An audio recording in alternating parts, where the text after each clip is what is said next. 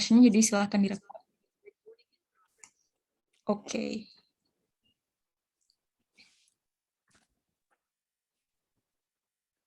Selama sekitar 1 jam ke depan ini, kita akan berdiskusi seputar hegemoni maskulinitas dan toxic maskulinitas yang masing-masingnya akan dibawakan oleh para relawan kami. Jadi harapannya silakan disimak.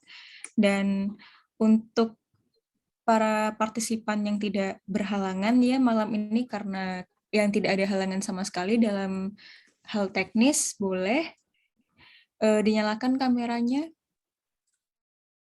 Jika ada yang belum bisa menyalakan kamera, tidak apa-apa.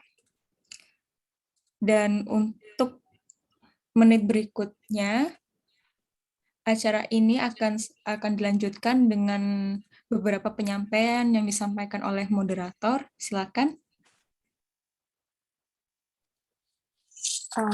Terima kasih, Kak Khaira.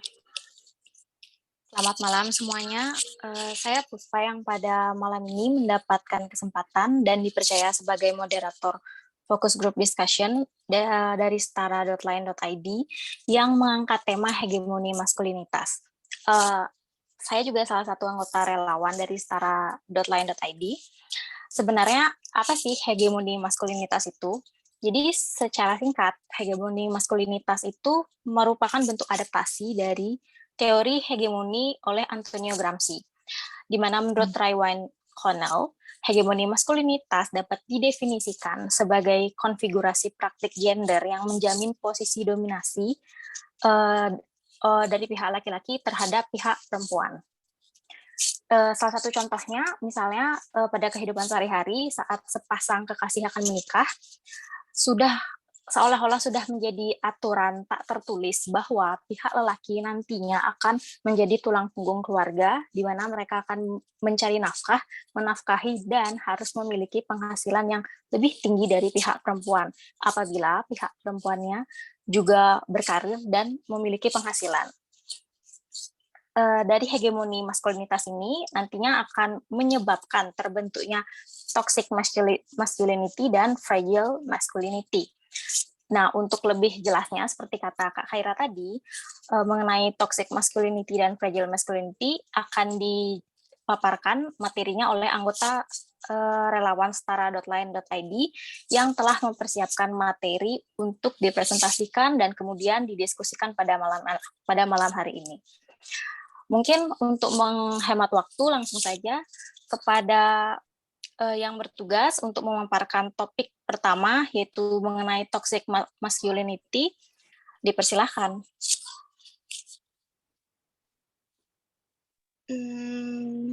Sebelumnya ada Kak Jessica buat share screen sih. Oke, thank you.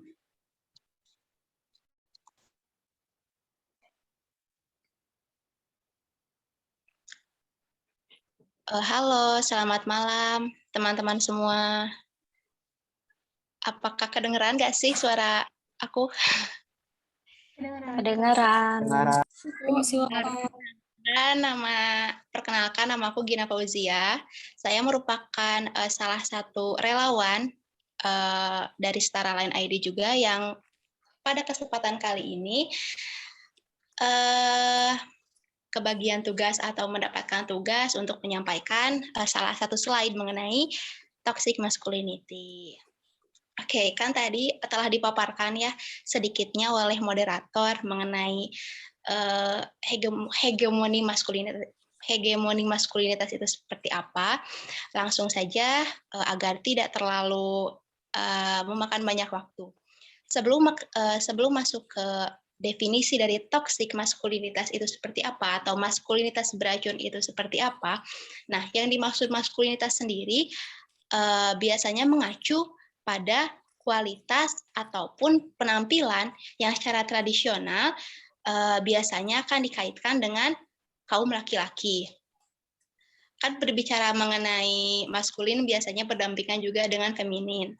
Nah, dua kata tersebut merupakan penggambaran dari sifat seseorang dalam berperilaku, berpikir maupun berpenampilan yang pada akhirnya kedua kata itu atau kedua kata sifat itu selalu menjadi atau selalu dikotakkan untuk pekerjaan, pakaian, dan bahkan mengatur bagaimana seharusnya perempuan dan laki-laki itu berperilaku atau berpikir. Lanjut ke bahasan utama, yakni toxic masculinity atau maskulinitas beracun.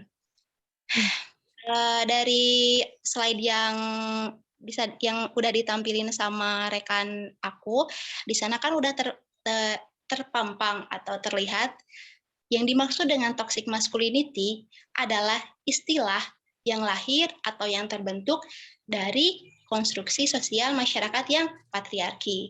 Nah, istilah toxic masculinity itu atau istilah dari maskulinitas beracun ini mengacu pada sikap kasar yang dikaitkan dengan kejantanan. Kejantanan di sini itu digambarkan atau didefinisikan sebagai sikap, sebuah sikap yang syarat akan kekerasan, sikap mengenai seks, dan sikap yang agresivitas.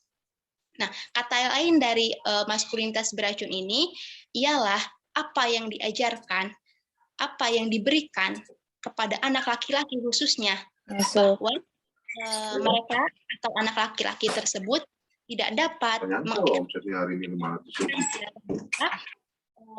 kemudian mereka itu harus tough all the time atau berperilaku keras sepanjang masa, setiap saat, dan juga jika mereka berperilaku selain berperilaku keras atau tough all the time, maka mereka itu disebut sebagai feminin atau lemah, ya, seperti mereka menunjukkan emosi mereka dan lain sebagainya yang mungkin nanti akan dibahas pada slide selanjutnya oleh rekan saya yang lain.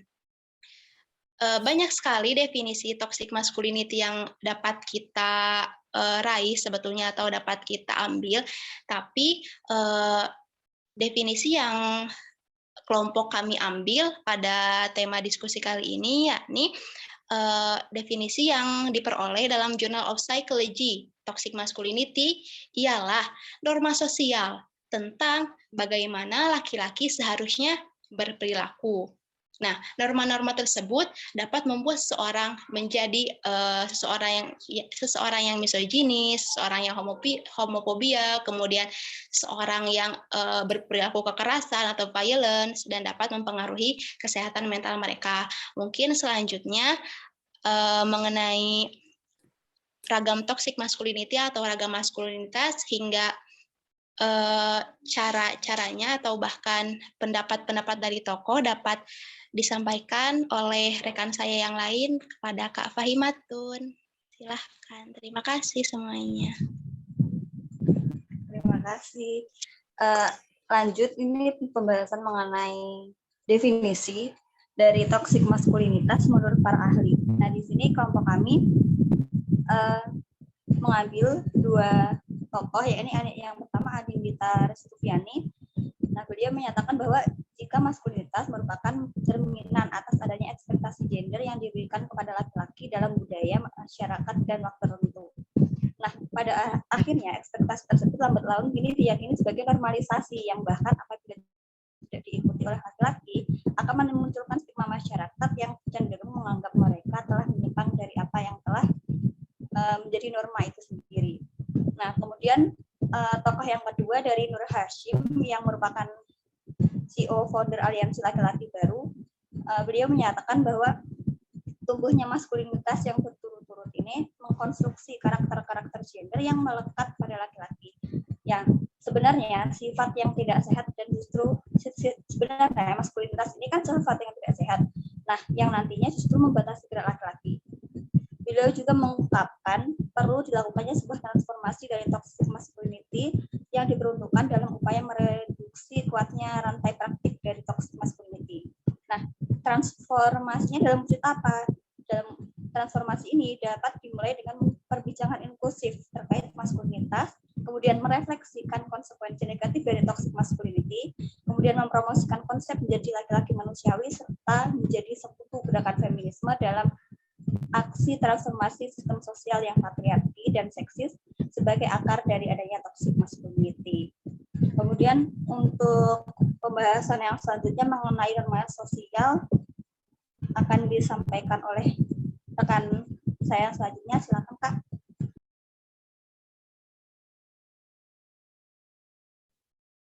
Oke, next slide. Nah, oke. Sebelumnya mohon maaf ya, aku off cam dulu, khawatir nanti bakal mengganggu ya, karena sinyalnya kurang stabil. Oke, aku bakal lanjut ya pembahasan selanjutnya. Kita bakal bahas mengenai norma-norma sosial yang dapat membentuk perilaku toxic masculinity. Of course, toxic masculinity ini juga berdampak ya, berimplikasi kepada norma-norma sosial dan juga norma-norma sosial pula lah yang membentuk toxic masculinity itu. Apa saja sih norma-norma sosial yang dimaksud? Yang pertama ada power atau kekuatan. Dalam sejarah, laki-laki memiliki kekuatan sosial dan juga ekonomi yang dalam tanda kutip lebih dibandingkan perempuan dan juga menjadi grup yang dominan dalam masyarakat. Seperti apa contohnya? Seperti bagaimana laki-laki bisa mendapatkan uang lebih dibandingkan perempuan dan mayoritas yang menempati posisi kepemimpinan adalah laki-laki. Ya kalau kita perhatikan ya dalam misal dalam pembagian upah, pembagian gaji, pemberian misalnya apa ya, tips dan lain sebagainya, terjadi disparitas yang cukup besar, terjadi jurang dan adanya perbedaan yang signifikan antara gaji, upah ataupun finansial ya yang didapat oleh perempuan dan juga laki-laki. Bahkan di negara maju seperti Amerika Serikat pun contohnya masih terjadi kesenjangan yang cukup tinggi di antara gaji yang diperoleh oleh perempuan dan laki-laki. Misalnya laki-laki memperoleh anggaplah 50.000 US dollar ya tiap tahun, sedangkan perempuan itu hanya sekitar 45.000 US dollar tiap tahunnya. Ada signifikan perbedaan gaji yang cukup besar ya kalau kita akumulasikan di antara perempuan dan laki-laki, dan gap atau jarak ini masih diupayakan agar setara ataupun paling tidak hanya terdapat sedikit perbedaan. Kemudian tadi sudah sempat saya singgung mengenai kepemimpinan, bahkan dalam dekade belakangan ini, tahun ini pun ya kita lihat masih banyak kekosongan kursi-kursi kepemimpinan yang luput, yang belum terisi oleh perempuan dan juga kelompok termarginalkan lainnya tentunya. Ya kita bisa lihat sendiri banyak dari Perdana Menteri bahkan Presiden yang mostly mayoritas itu diisi oleh laki-laki.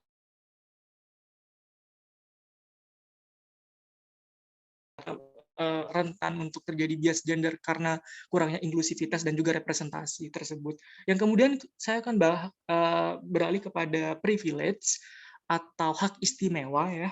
Hak istimewa atau privilege ini terjadi akibat adanya norma gender yang rigoris, yang kaku, yang menyebabkan laki-laki tidak sadar kalau dia menjadi laki-laki itu memberikan mereka power dan juga keuntungan yang tidak dimiliki oleh teman-teman perempuan dan juga kelompok termarginalkan lainnya.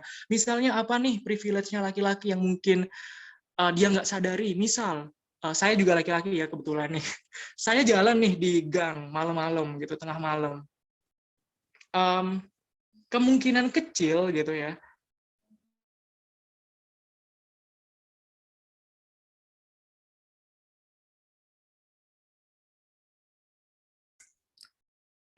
Permisi, untuk suaranya Kak Wibi nggak Jauh lebih. kedengaran. Bisa diulangi lagi?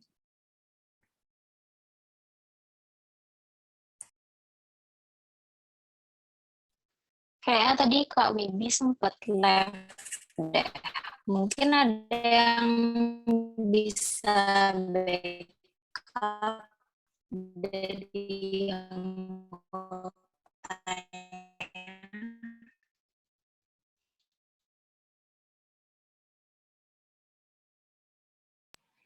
Iya, boleh. Halo?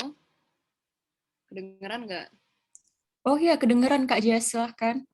Jadi tadi Kak Wibi kayaknya mau ngasih contoh itu kalau di laki-laki dia jalan di gang itu kemungkinan kecil dia bakal diserang untuk dilecehkan. Sementara kalau perempuan, kalau misalkan dia lewat gang malam-malam itu bisa kena catcalling. Sehingga dia, misalkan dia ingin belajar sampai malam atau dia ada kebutuhan bepergian sampai malam, dia itu lebih disadvantage istilahnya untuk melakukan hal-hal tersebut karena itu tidak aman bagi dirinya.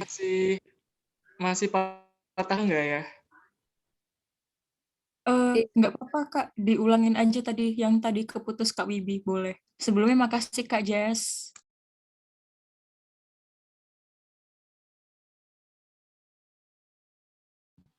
Kak Kris tadi putusnya sampai istilah yang kalau pergi ke gang itu.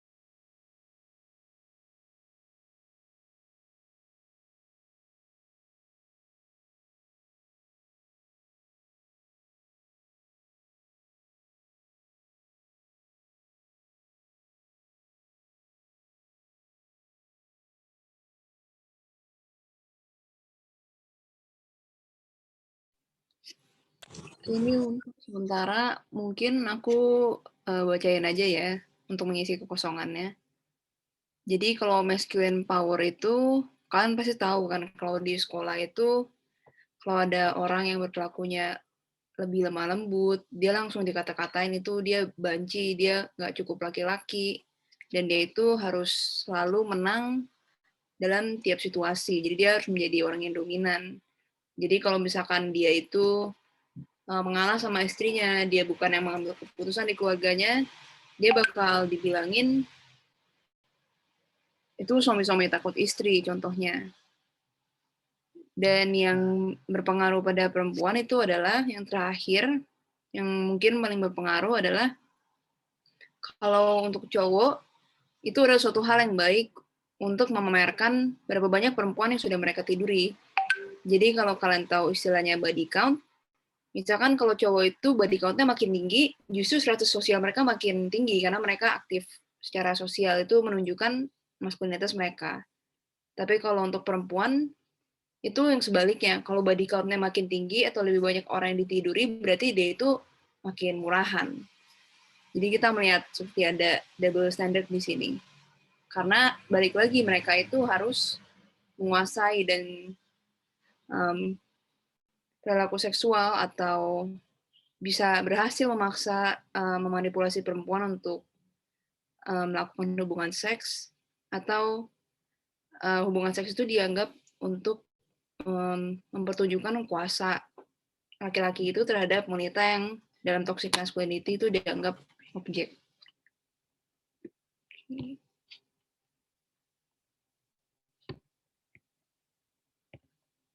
Oke.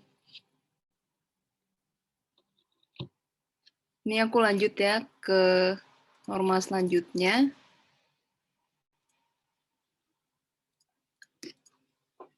Jadi kalau dalam norma Brennan Masculinity Scale, dan ini mungkin orang Western ya. Mereka bilang ini dengan 4 norma besar, yaitu the big wheel. Jadi kalau di Indonesia itu dibilang sebagai tulang punggung keluarga. Jadi dia itu harus dikagumi dan dihormati.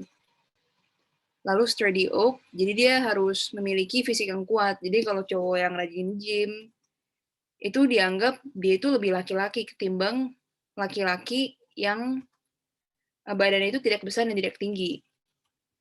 Kalian mungkin tahu ada anak-anak yang tubuhnya lumayan kecil dan dia itu dibully di sekolah atau di lingkungan.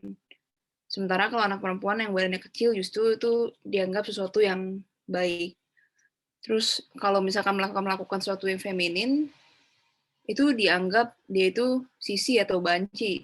Padahal di dalam setiap manusia itu pasti ada sisi maskulin dan femininnya.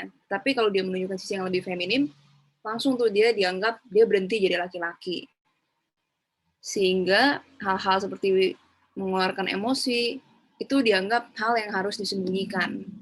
Dan nanti kita akan pelajari efek buruknya. Dan yang terakhir adalah give them hell. Harus berani, harus agresif dan maksa, sehingga di dalam penyelesaian konflik dianggap kalau perlu lebih macho itu kalau melakukan kekerasan. Jadi ini contoh yang kita sering dengar, laki-laki nggak boleh menangis.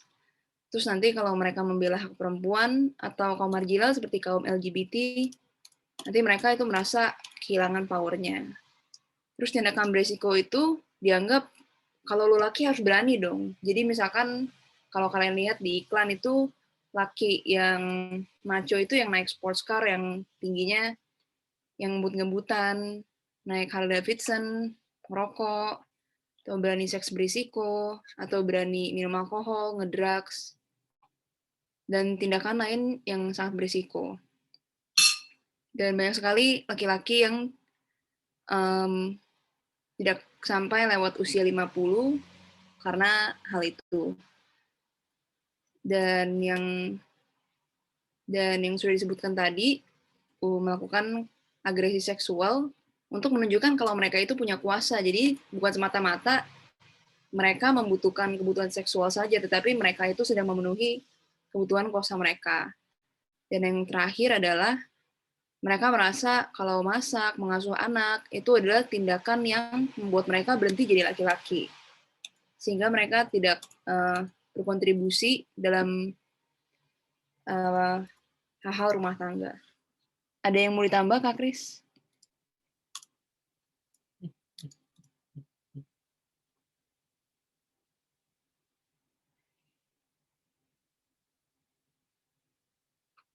Oke, lanjut dulu ya.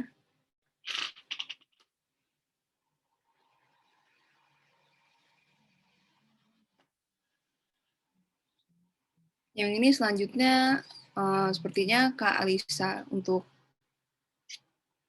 pengaruh maskulinitas. Makasih Kak Jessica. Tadi kan teman-teman sudah tahu ya dari definisi toxic masculinity, kemudian norma-norma sosial yang membentuk adanya toxic masculinity ini sendiri. Nah, terus sekarang bagaimana sih dampaknya toxic maskulinitas itu sendiri? Nah, toxic masculinity menyebabkan munculnya krisis identitas ketika laki-laki mencoba untuk mencapai maskulinitas yang ideal dan kemudian dapat memberikan dampak negatif pada mental dan emosi.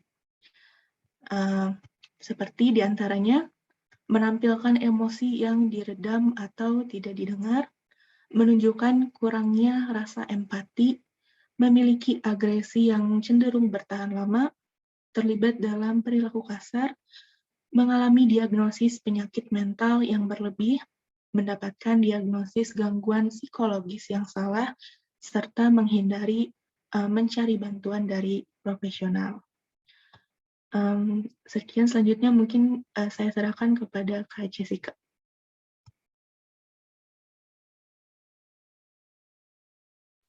Nah, seperti tadi kita sudah menyentuh kebahayanya. Kenapa sih sikap maskulin itu ada dianggap beracun? Pada dasarnya kan kuat, bisa mandiri, bisa memimpin, itu kan hal yang baik kan. Tapi kapan sih itu jadi sesuatu yang beracun? Dan di dalam sini dikatakan ini membatasi seseorang dan mengekang dia bertumbuh dalam masyarakat. Dalam masyarakat itu apa sih? Kalau kita bayangin masyarakat itu seperti jaringan ya. Jadi laki-laki itu dia memiliki hubungan dengan dirinya, dengan orang lain, dan dengan Tuhan tergantung kepercayaannya masing-masing.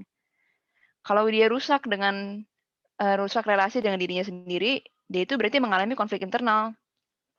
Contohnya apa sih? Memiliki konflik emosi, kan seperti yang dibilang sebelumnya, nggak boleh nangis, harus selalu kuat, sehingga dia tidak boleh bersentuh dengan bagian dirinya yang manusiawi itu, yaitu emosi. Dan akhirnya apa? Akhirnya mereka itu antara menekan, nambing, atau mereka marah. Kalau mereka menekan atau nambing, nanti mereka saat ada kebahagiaan itu mereka nggak bisa merasakannya. Dan kalau mereka marah, nanti ujung-ujungnya bisa menjadi sikap kekerasan, seperti yang dibilang tadi, menyelesaikan masalah dengan kekerasan. Dan karena mereka nggak bisa mengatur emosi, mereka enam atau mereka marah, akhirnya mereka sangat berisiko untuk melakukan hal-hal berbahaya. Misalkan mereka bukannya mencari bantuan psikologis atau mereka bercerita kepada teman, kan harus independen. Mereka akhirnya minum alkohol, berhubungan seks berbahaya, ngebut-ngebutan, dan banyak hal yang lainnya. Dan itu akan berpengaruh pada konflik eksternal. Saat mereka hidup bermasyarakat, mereka bahkan tidak bisa tahu mereka itu marah karena apa. Karena semua emosi itu disalurkan melalui kemarahan. Bagaimana bisa mereka nantinya menyelesaikan konflik kalau mereka tidak bisa mengkomunikasikan apa masalah dari diri mereka. Jelas banget di melalui angka bunuh diri, kematian laki-laki, angka bunuh diri yang tinggi di laki-laki, dan juga kematian karena perilaku berbahaya. Kalau toxic masculinity ini benar-benar sudah mengambil banyak nyawa dan menghancurkan banyak hubungan dan juga diri laki-laki. Kalau misalkan dalam ranah keluarga, contohnya itu dikatakan harus bisa mengontrol istri, harus selalu menang. Akhirnya dia menjadi bukan mencari harmoni, bukan mencari yang terbaik buat keluarganya. Akhirnya dia menjadi power struggle gitu, main menang-menangan. Kekuatan itu bisa disalahgunakan jadi kekerasan. Dan ini salah satu bahayanya bagi perempuan. Karena saat mereka mempraktikkan toxic masculinity, perempuan yang tubuhnya lebih lemah itu sangat rentan menjadi korban. Dan mereka yang posisi power-nya lebih rendah, mereka lebih gampang dikontrol. Dalam kehidupan berkeluarga juga mereka memiliki bargaining position atau posisi tawar yang rendah.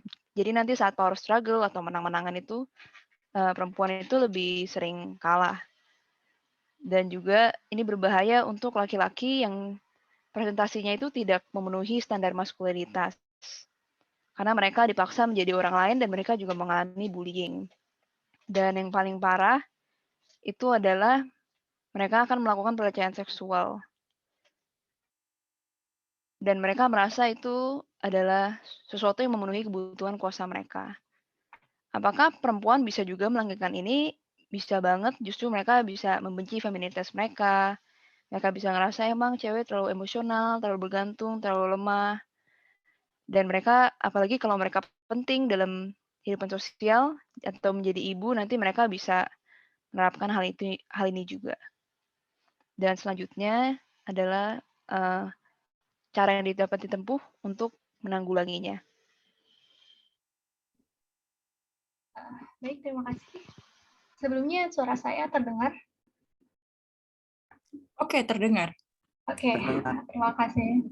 Baik, cara yang dapat ditempuh untuk mengatasi budaya toxic masculinity yaitu kita mengetahui sejak kecil bahwa laki-laki, bahkan anak laki-laki, untuk selalu dituntut untuk menjadi sosok yang kuat dan tangguh. Bahkan laki-laki tidak memiliki kesempatan untuk merasakan kesedihan, karena kesedihan itu dianggap sebagai hal yang tabu. Kenapa? karena dianggap sebagai kelemahan. Dan seperti yang kita ketahui di masyarakat bahwa laki-laki yang menangis itu dianggap lemah, dianggap cengeng, dan sebagainya. Padahal sejatinya sebagai manusia, rasa sedih, emosi, menangis itu perlu diluapkan. Seperti itu. Lalu konsep maskulinitas yang keliru dapat bisa menjadi salah satu faktor bagi laki-laki untuk melakukan kekerasan rumah tangga atau KDRT, pelecehan seksual hingga pemerkosaan. Nah, di samping itu, ketika kita menjunjung tinggi toxic masculinity, juga bisa merasa terasingkan, terisolasi, bahkan kesepian. Nah, bagaimana sih agar tidak terjebak dengan konsep maskulin yang salah dan terhindar dari dampak buruknya? Ada beberapa tips yang mungkin bisa dilakukan untuk memperbaiki pola asuh dan pola asuh orang tua kepada anak laki-lakinya. Yang pertama, itu di slide ada yang pertama, itu adalah berusaha keras untuk memahami maskulinitas dan hak istimewa dalam hidup. Yang kedua adalah contohkan emosi yang sehat. Nah, emosi yang sehat itu emosi yang diluapkan. Laki-laki berhak untuk merasakan emosinya, baik itu kesedihan, menangis. Nah, jika misalnya laki-laki malu untuk menangis di muka umum, bisa diarahkan untuk menangis di depan orang-orang yang terpercaya, oleh orang-orang yang dipercayainya. Lalu yang ketiga, ajarkan untuk mengelola emosi atau mengekspresikan diri yang baik, seperti yang tadi dikatakan oleh kakak yang tadi, bahwa emosi harus dilatih dengan baik supaya tidak menyebabkan seperti tadi ada KDRT, pemerkosaan, bahkan sebagai pelaku kekerasan seksual. Nah, lalu tumbuhkan rasa empati. Nah, menumbuhkan rasa empati kepada anak itu tidak muncul begitu saja, akan tapi harus dilatih sejak dini. Bagaimana kita memberikan ajaran atau pengarahan kepada anak supaya sang anak bisa memahami dirinya sendiri dan bagaimana memahami orang lain. Lalu yang selanjutnya adalah hindari perkataan yang merendahkan perempuan. Kenapa? Karena banyak ya di lingkungan masyarakat kita perkataan-perkataan yang memang merendahkan perempuan. Ketika laki-laki, contohnya saja dalam hal cara berjalan. Ketika laki-laki berjalan seperti perempuan, pasti selalu ada diperingatkan oleh lingkungan sekitar kita, jangan berjalan seperti perempuan. Kenapa kamu berjalan seperti perempuan? Dan lain hal sebagainya.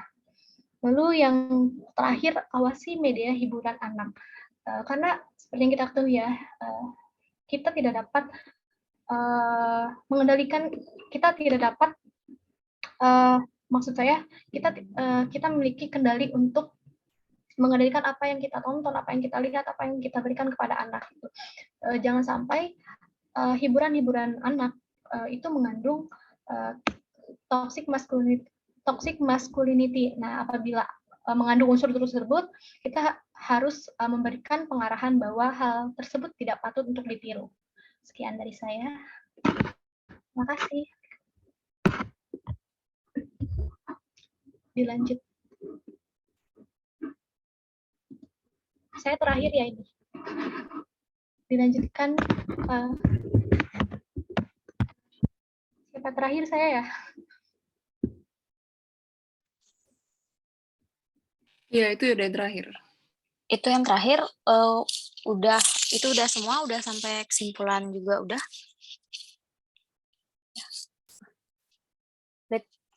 Oke, berarti dari tim Toxic Masculinity, sekian pemaparannya. Terima kasih untuk pemaparannya, banyak banget ya informasi dan ilmu-ilmu baru yang kita dapat dari pemaparan tim Toxic Masculinity. Saya pribadi ke-trigger sama kata-kata dari Kak Jessica tadi, bahwa banyak laki-laki yang menganggap bahwa kalau mereka melakukan kegiatan-kegiatan yang berbahaya itu dianggap berani, dianggap maskulinitasnya itu tinggi. Itu jadi bikin saya sendiri ingat ke kartun SpongeBob di episode Hidup Seperti Larry. Agak-agak mirip ya, karena di adegan sana kan mereka melakukan hal-hal berbahaya karena itu dianggap keren di Bikini Bottom. Berarti kartun itu juga ngajarin kita bahwa toxic masculinity itu salah, kayak gitu. Baik, untuk mempersingkat waktu, kita lanjut aja ke pemaparan materi kedua terkait fragile masculinity. Setelah itu baru akan kita lanjutkan pada sesi diskusi dan tanya jawab. Kepada anggota relawan yang bertugas, dipersilahkan. Oke, baik Kak. Sebentar ya, aku share screen dulu. Suaraku udah terdengar jelas apa kekecilan? Atau putus-putus mungkin? Sudah Jelas. jelas. Sudah jelas. Oke, baik.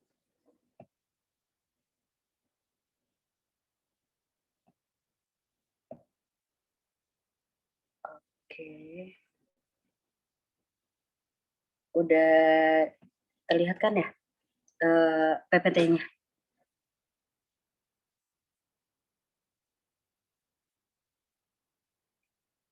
Oke.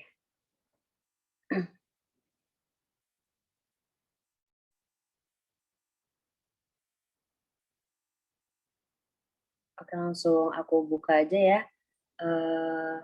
Assalamualaikum warahmatullahi wabarakatuh. Salam sejahtera bagi kita semua. Shalom, Om Swastiastu, Namo Buddhaya, salam kebajikan. Aku selaku relawan Setara Line ID ingin mempresentasikan hari ini kami dari kelompok Fragile Masculinity akan mempresentasikan hasil diskusi kelompok kami mengenai Fragile Masculinity. Hari ini yang akan presentasi ada aku, ada Kak Fiza sama Kak Halim. Oke, langsung aku lanjut aja ya.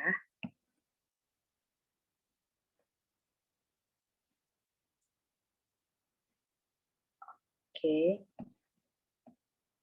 Fragile masculinity adalah fenomena di mana seorang laki-laki terlalu memaksakan diri untuk memenuhi pandangan atau anggapan bahwa laki-laki ingin terlihat maskulin agar tidak dianggap feminin di mata publik.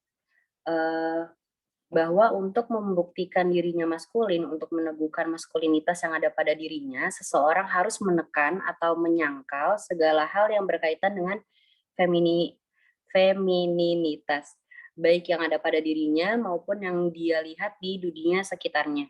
Ini adalah hal yang sangat tidak sehat. Aku lanjut.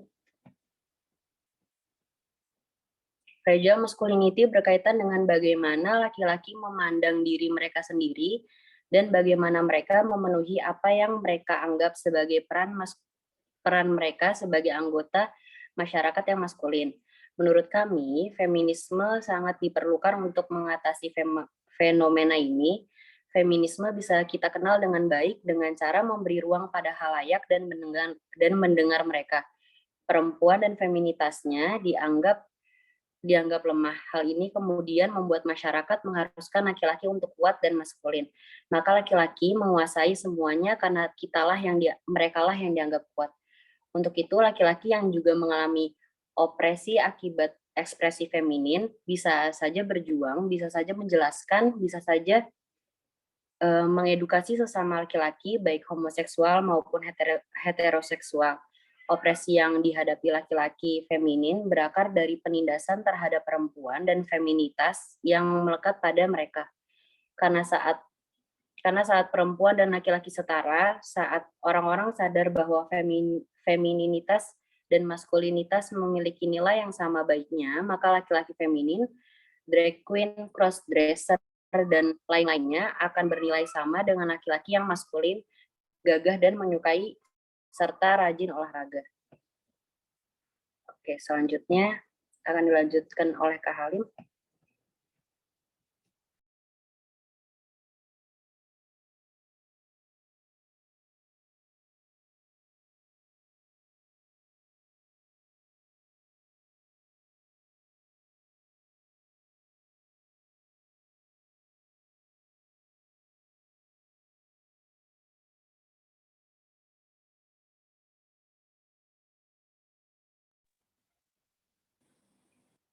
Sepertinya Kak Halim belum masuk Zoom ya. Boleh aku lanjut aja? Istilah fragile masculinity pertama kali digunakan oleh penulis Jack Halberstam pada tahun 1998 untuk menggambarkan bagaimana maskulinitas telah dikonstruksikan sebagai sesuatu yang perlu dilindungi, dipertahankan untuk dijunjung tinggi. Fragile masculinity berkembang dari rasa takut terlihat feminim atau lemah. Fenomena fragile masculinity ini terjadi di berbagai negara termasuk Inggris dan Amerika Serikat. Sebagian, maaf Kak, tulisannya rada kurang jelas.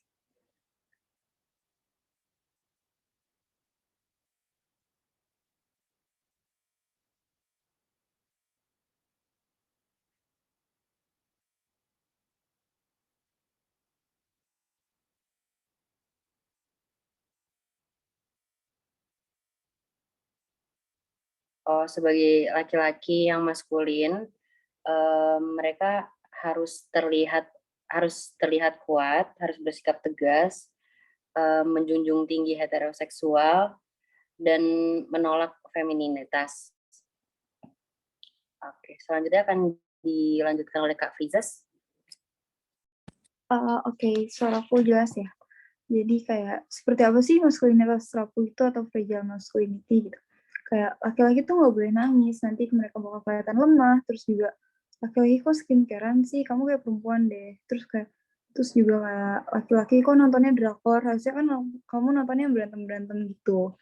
Terus mungkin bisa di next ya.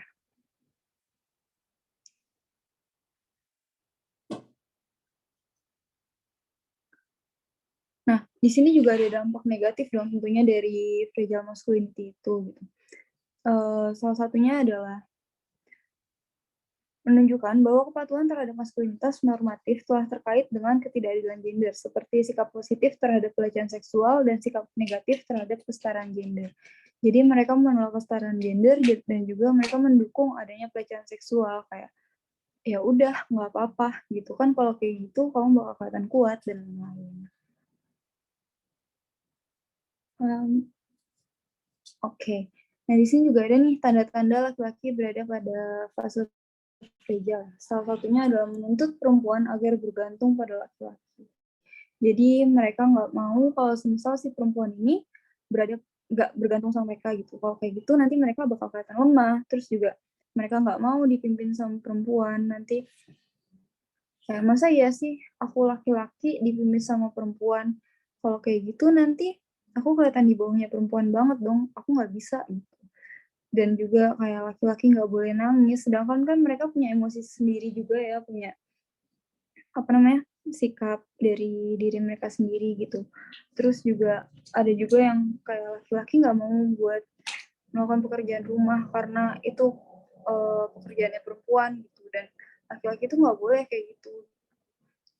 Mungkin gitu sih yang bisa kita sampaikan ya dari kelompok fragile masculinity.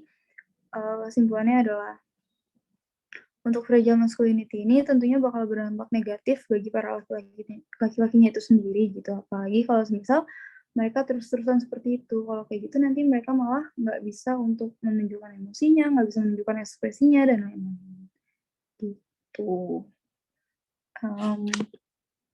Mungkin sekian dari kami. Aku kembalikan ke Kak Moderator. Terima kasih Kak Firzas dan tim dari fragile masculinity lainnya. Setelah kedua pemaparan yang memberikan kita banyak sekali ilmu serta informasi tadi, kita akan lanjut ke sesi yang udah aku katakan sebelumnya, yaitu sesi diskusi dan tanya jawab. Jadi setelah kita dengar dua pemaparan yang cukup memberi kita ilmu-ilmu baru, terus padat banget karena lengkap banget ya, ada bentuk-bentuknya, definisinya, bahkan kayak gimana cara kita agar fragile masculinity atau toxic masculinity itu bisa dikurangin atau dicegah ke generasi-generasi kita yang nanti selanjutnya gitu. Terus ternyata toxic masculinity dan fragile masculinity ini umum banget gitu loh Pak. Pasti pernah kita alami atau kita saksikan orang di sekitar kita melakukan atau mengalami bentuk-bentuk atau dampak-dampak dari fragile atau toxic masculinity ini. Jadi aku yakin juga dari semua peserta fokus group discussion kita malam ini pasti udah punya pertanyaan atau topik yang ingin didiskusikan setelah kita mendengar pemaparan tadi. Jadi untuk yang ingin mengajukan pertanyaan atau mendiskusikan isu atau topik tertentu terkait fragile, toxic, masculinity atau hegemoni maskulinitas pada FGD kali ini, dipersilahkan untuk langsung on mic, atau jika berhalangan karena kendala sinyal bisa via chat Zoom aja, nanti aku yang bacain. Oke, waktu untuk diskusinya bisa dimulai dari sekarang. Untuk yang punya pertanyaan, dipersilahkan. Izin masuk. Atau yang mau, ya. Oke. Silahkan, Kak. Baik, sebelumnya perkenalkan nama saya Ray Haris. Saya kebetulan mendapatkan informasi untuk mendapatkan webinar ini dan webinar FGD ya. Dan saya akhirnya memutuskan untuk bergabung karena memang saya tertarik sekali dengan topiknya. Baik, mungkin untuk pertanyaan dari saya seperti ini. Gimana sih kira-kira cara untuk membangun komunitas laki-laki yang bebas dari toxic masculinity ataupun dari fragile masculinity? Karena memang dari sudut pandang saya sendiri dan sekaligus pengalaman saya sebagai laki-laki, memang semua yang disampaikan dalam materi tersebut adalah benar dan juga didukung dengan fakta bahwa komunitas laki-laki atau circle-nya laki-laki itu sebenarnya sangat toksik sekali. Di sana itu seperti apa ya? Seperti lingkaran setan, di mana toxic masculinity dan fragile masculinity, mental-mental di mana laki-laki itu mudah sekali merasa rapuh, marah, dan melakukan kekerasan itu memang sengaja seperti dibiarkan. Jadi, dengan adanya hal seperti itu, kadang-kadang laki-laki terjebak dalam komunitas atau lingkaran yang seperti itu. Mereka tidak bisa keluar sehingga jadinya ya berkelanjutan, berkepanjangan seperti itu. Nah, jadi kira-kira gimana sih cara ngebangun komunitas laki-laki terkhususnya ya, yang setidaknya budaya-budaya atau mentalitas seperti itu tuh bisa terkurangi seperti itu. Terima kasih atas kesempatannya. Baik, terima kasih Kak. Siapa tadi? Ray Haris. Kak, atas pertanyaannya.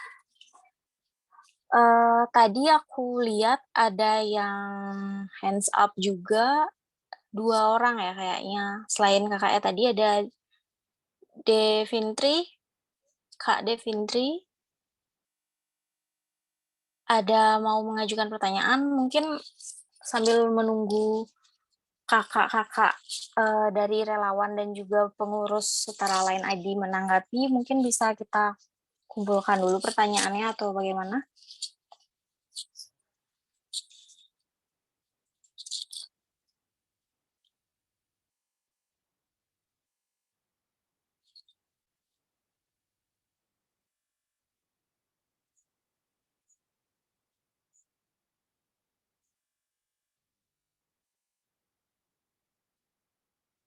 Kak Chanisa juga raise hand di sini. Apa ada pertanyaan atau gimana? Dari Kak Devintri dan Chanisa? Oh, itu Kak Devintri dulu aja ditanggapi. Oke. Ya. Silahkan, Kak. Aku boleh masuk?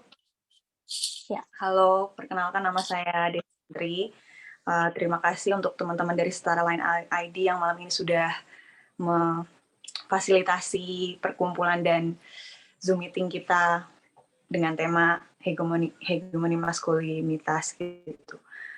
Sebenarnya ada beberapa ya mungkin bisa dibilang mungkin pertanyaan atau mungkin sekedar saya cerita gitu ya, curhat gitu. Jadi yang menarik saya sebenarnya ya mungkin saya bisa dikatakan adalah sesuatu yang maksud saya feminitas dan maskulinitas itu adalah sesuatu yang fluid gitu kan dalam diri setiap orang. Maksudnya ketika kita lahir dengan seks laki-laki bukan berarti 100% akan maskulin tanpa adanya feminitas sama sekali. Begitu juga sebaliknya ketika saya lahir sebagai perempuan itu bukan berarti saya tidak memiliki kadar-kadar maskulinitas dalam diri saya begitu. Kalau saya tidak salah memahami bacaan-bacaan yang selama ini saya akses gitu ya. Lalu juga tentang double standard yang selama ini kita rasakan dan alami sebagai individu, apalagi di Indonesia ya, di lingkungan yang sangat patriarkis sekali. Mungkin tadi teman-teman sudah dari Setara Line ID sudah menyampaikan beberapa materi seperti tindakan-tindakan preventif, bagaimana contohnya tadi bagaimana mendidik anak laki-laki segala macam itu menurut saya memang sangat benar adanya dan keren gitu ya. Tapi masalahnya sekarang ketika ini mungkin saya sangat empiris sekali ya, maksud saya benar-benar dari pandangan saya secara pribadi gitu. Kita sudah terlanjur tumbuh besar dan berkembang di lingkungan yang seperti lingkungan sosial yang katakanlah sangat patriarkis dengan segala fragile masculinity dan toxic masculinity yang sudah terbentuk dan berjalan bertahun-tahun lamanya gitu. Lalu itu tadi kan yang disebutkan adalah tindakan-tindakan preventif begitu ya, maksudnya setelah kita mendapatkan segala macam literasi dan sebagainya.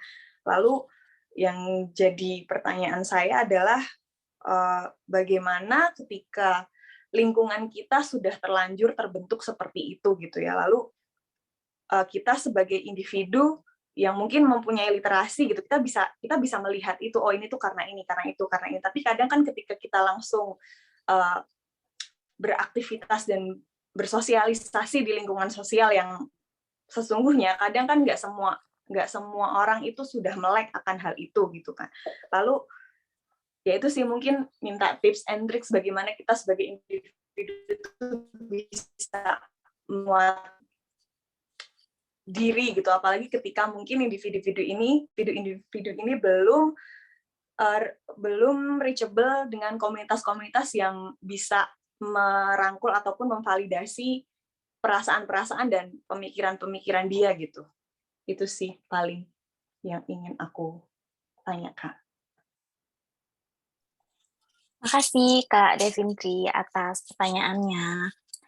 Sekarang aku mau bacain dulu pertanyaan dari Kak Chanisa lewat chat Zoom tadi. Kak Chanisa ngirim pertanyaan lewat chat Zoom, jadi aku mau bacain. Saya ingin bertanya, saya pernah membaca berita tentang pemerintah Cina yang melarang laki-laki feminim untuk tampil di televisi. Mereka melakukan hal tersebut karena mereka menilai kalau pop culture Cina sudah terlalu dipengaruhi budaya luar. Mereka juga tidak mau agar anak-anak muda Cina jadi suka bersolek. Saya menyadari kalau di Indonesia juga seperti ini.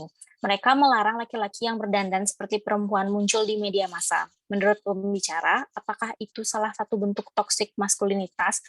Dan apakah bentuk perlawanan terhadap toksik maskulinitas itu malah bisa mengikis budaya masyarakat Indonesia? Karena tidak memungkiri kalau budaya Indonesia yang menyebutkan kalau laki-laki itu harus kuat, gagah, dan berani. Ya, terima kasih Kak Chanisa. Silakan untuk anggota relawan maupun pengurus yang ingin menanggapi.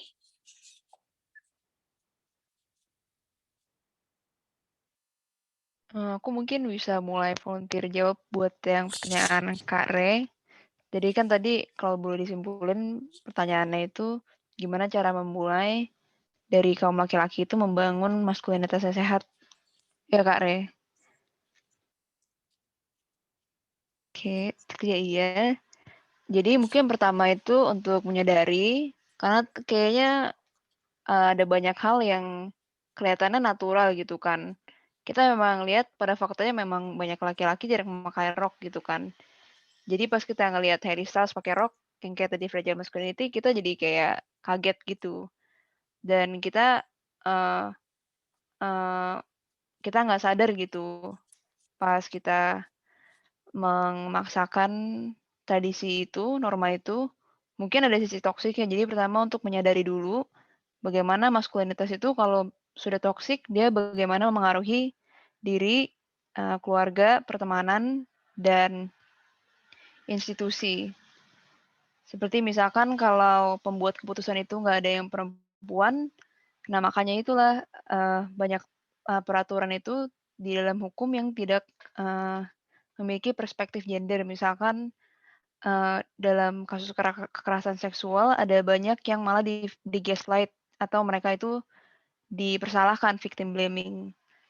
Lalu kedua itu sepertinya perlu belajar. Jadi kalau maskulinitas itu nggak harus agresif, nggak harus kasar, harus belajar dari contoh lain. Dan mungkin salah satunya dari budaya barat, tapi kan budaya barat itu juga ada nilai-nilai yang berbenturan dengan nilai kita. Jadi kita juga harus mencari sendiri. Dari situ kita bisa mulai dari diri sendiri. Jadi orang tuh melihat, oh ternyata si A atau si B itu ternyata dia pakai warna pink, ternyata dia nggak berhenti jadi laki-laki loh. Atau misalkan dia berani mengungkapkan emosinya, ternyata itu nggak berhenti jadi laki-laki loh. Dan yang terakhir mungkin setelah sudah lihat bukti itu, diharapkan yang paling penting itu adalah motivasi. Karena orang itu biasanya suka yang nyaman, jadi kalau mereka nggak lihat apa gunanya sih harus diubah gitu, mereka nggak mau.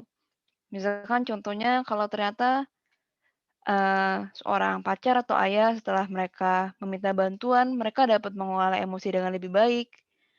Keluarga dan sekitar pun melihat kalau ternyata mencari bantuan psikologis itu ternyata bukan hal yang buruk loh. Kalau ada motivasi, yaitu misalkan mereka menyadari ada hal-hal yang lebih penting daripada maskulinitas mereka, akan lebih mudah memotivasi untuk, oh memang harus dirubah loh.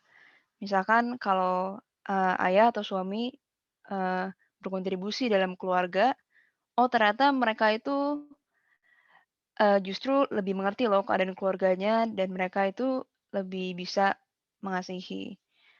Maksudnya mereka itu lebih bisa berelasi dan membantu membangun kedekatan emosi. Ya mungkin itu yang dari pengalaman di sekitar aku. Mungkin ada yang mau nambahin? Aku Kak Frizus mau jawab dulu? Kak Devita duluan aja nggak apa-apa. Oh yaudah. Sebelumnya terima kasih Kak Jessica atas jawabannya. Aku mau bantu ngelengkapin untuk pertanyaan dari semuanya. Mungkin bisa menjawab kurang lebih semuanya. Untuk Kak Rey, kalau untuk komunitas atau ya istilahnya kayak geng pertemanan laki-laki gitu ya. Kalau untuk menghilangkan yang namanya toxic masculinity atau fragile masculinity sih, kalau aku itu semua itu mulai dari diri kita sendiri ya. Karena balik lagi dari diri kita sendiri itu mungkin kita bisa ngasih dampak yang sangat besar, pengaruh yang sangat besar untuk lingkungan sekitar kita. Misalnya kayak kita lagi kumpul sama teman-teman kita gitu. Terus ada teman kita yang mungkin dia ngerasa sedih, galau, murung gitu. Mungkin kita bisa mulai dengan kayak nanya dia kenapa, ada masalah apa, dan kalau dia mau cerita atau dia mau nangis, kita ngebiarin dia, maksudnya kayak membiarkan dia untuk menangis dulu atau apa gitu, mungkin akan berdampak ke sekitar kita juga nggak akan ikut ngecengin gitu bahasanya, kayak nggak akan ikut merendahkan mereka atau emosi mereka gitu loh. Menurut aku sih semua itu mulai dari diri sendiri gitu. Jadi kayak apalagi kan sesama cowok ya, kalau misalnya di perkumpulan cowok itu ada cewek yang ngertiin si cowok ini, mungkin akan terlihat kayak anak mami apa gimana gitu. Tapi kalau misalnya sesama laki-laki di geng laki-laki itu sendiri, mungkin kalau dari diri kita sendiri sebagai laki-laki bisa mengerti dia sebagai teman kita, mungkin teman-teman cowok akan lebih tergerakkan dan tersentuh gitu karena kita laki-laki gitu. Kalau perempuan kan kayak ngelihatnya ya lah perempuan kan emang perasa gitu kan. Mereka kan cenderung berpikir seperti itu gitu. Jadi menurut aku dari diri kita sendiri sih sebagai laki-laki untuk memulai empatinya, toleransinya, simpatinya gitu. Sama teman sesama lelakinya gitu. Terus untuk Kak Canisa sama Kak Devintri tadi kan Kak Devintri kan tadi menanyai soal ini ya, lingkungan kita kan udah terbentuknya tuh kan kayak gini gitu Indonesia. terlebih lagi orang tua kita, terus sekitar kita, belum lagi anak-anak yang emang menjunjung tinggi tradisi dan adat dari orang tua dia gitu. Jadi keikut ke bawah seperti itu. Menurut aku ya tujuan kita bikin kayak semacam organisasi kayak gini atau gerakan feminis dan yang lainnya, patriarki lah segala macam, ya kita ingin memulai dari generasi kita tuh untuk jangan ada kayak gini-gini lagi, jangan ada toxic masculinity lagi, jangan ada fragile masculinity lagi. Jadi kayak lebih ke gerakan seperti ini kan udah lumayan banyak, which is udah banyak orang yang melek tentang persoalan seperti ini. Jadi menurut aku lebih ke optimis aja sih kita bisa merubah negara dan masyarakat kita menjadi lebih baik lagi dalam segi tradisinya, dalam segi stereotipnya dan segala macam gitu. Karena kayak kalau kita melulu mikir soal orang Jawa kan mereka udah terlalu kolot tuh mikirin soal gini, kayak kalau kita terus-terusan mikirin kayak gitu tuh kita nggak bakal maju dan break itu semua gitu. Jadi menurut aku kayak ya udah kita udah belajar, kita udah tahu yang benernya gimana. Jadi kayak ya udah kita ayo bareng-bareng sama-sama kita break the society gitu loh, kayak kita sama-sama break the stereotype lah dan segala macamnya gitu. Menurut aku sih gitu. Terus dari Kak Chanisa sendiri tadi apakah laki-laki yang feminim itu akan mempengaruhi tradisi gitu kan, tradisi Indonesia gitu. Kalau menurut aku sendiri sih enggak, karena dari zaman dulu itu tuh banyak sekali kayak penari-penari laki-laki, bahkan juga banyak budayawan Indonesia yang transgender juga gitu. Cuman karena kita kan sekarang lebih lihatnya tuh lebih lihat artis-artis barat atau segala macam, karena artis-artis zaman kita tuh mungkin kurang ada yang membikin gebrakan seperti itu gitu loh. Jadi kita lupa sama budayawan yang dulu-dulu yang udah padahal dulu tuh tradisi Jawa segala macam kayak wayang atau tari tradisional itu tuh sebenarnya hal yang biasa, kayak cowok make up, cowok pakai kebaya atau segala macam itu tuh udah hal yang biasa. Bahkan ada juga seorang transgender kalau nggak salah Raminten ya namanya, itu sangat dikenal di Jogja itu ya, dia seorang budayawan kalau nggak salah atau penari gitu. Seperti itu sih Kak, menurut aku kalau soal tradisi Indonesia, maksudnya lelaki yang feminim itu akan mengubah tradisi Indonesia apa enggak, menurut aku enggak, karena emang sebenarnya dari dulu emang udah ada, cuman karena mungkin karena tidak mau menerimanya masyarakat terhadap laki-laki yang berpenampilan seperti itu, jadi kayak disembunyikan aja gitu, padahal mereka ada dan itu sesuatu yang sebenarnya malah ciri khas Indonesia banget gitu, laki-laki yang bisa tari daerah dan yang lainnya. Menurut aku seperti itu aja. Baik, terima kasih Kak Jessica dan Kak Devita sudah menanggapi pertanyaan dari peserta. Tadi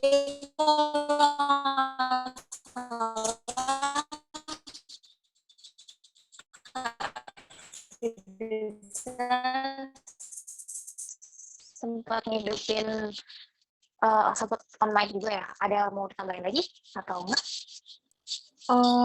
Aku mau nambahin sedikit sih terkait pertanyaannya Kak Ray tadi ya, gimana sih cara kita ngebangun komunitas yang di situ tuh istilahnya paham lah ya mengenai fragile dan toxic ini. Kalau menurut aku sih kita kumpulin dulu orang-orang yang paham mengenai kedua hal ini, terus kita ngobrolin sama-sama. Setelah kita dapat apa yang kita diskusiin, misal kayak hari ini kita diskusiin mengenai toksik dan lain-lain, nanti kita sebarluasin soal pemahaman itu gitu. Jadi kalau untuk membentuk komunitas itu sendiri, seperti yang dijawab Kak Devita sama Kak Jess juga, itu dari diri sendiri juga gitu. Jadi nanti istilahnya kita ngebentuk komunitas yang sepemahaman dan paham mengenai hal ini. Jadi kan kemungkinan untuk terjadinya hal fragile dan toksik itu adalah kecil gitu, karena isi dari komunitas itu sendiri orang-orang yang paham mengenai hal tersebut gitu. Jadi ketika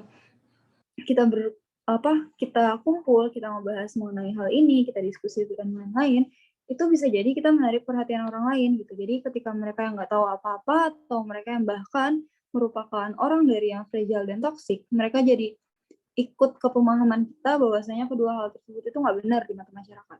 Jadi kalau menurut aku, untuk membentuk suatu komunitas, itu kita bentuk komunitas yang memang isinya orang-orang yang paham mengenai hal tersebut gitu.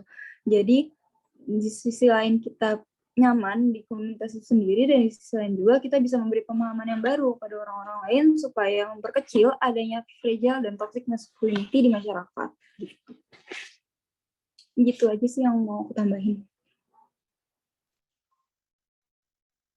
Makasih Kak Firsa atas tambahan tanggapannya.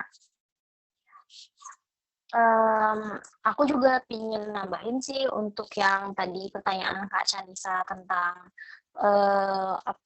apa memungkiri, kan tadi Kak Chanisa bilang karena tidak memungkiri kalau budaya Indonesia yang menyebutkan kalau laki-laki itu harus kuat, gagah, dan berani. Kalau menurut aku pribadi dan yang aku tentang laki-laki itu harus kuat, berani, dan sebagainya, itu lebih ke stigma yang kebangun di masyarakat, sedangkan kebudayaan sama stigma itu menurutku adalah sesuatu hal yang berbeda gitu. Kebudayaan itu konteksnya warisan gitu, warisan kebudayaan kayak mungkin seni yang sifatnya kayak kesenian, kayak seni tari, atau mungkin benda-benda peninggalan atau tradisi-tradisi upacara-upacara gitu.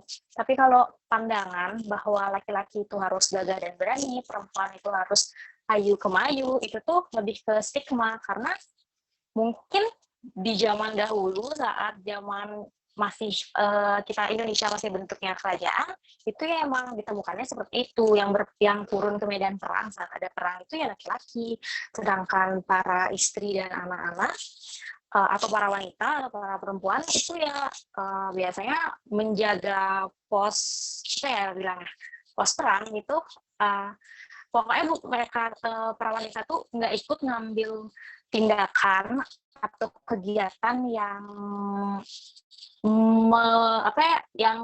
yang beresiko tinggi seperti turun ke medan perang kayak gitu. Jadi ya ketanam stigma itu ke bawah sampai ke generasi-generasi kita sekarang bahwa laki-laki itu pasti gagah, kuat, berani.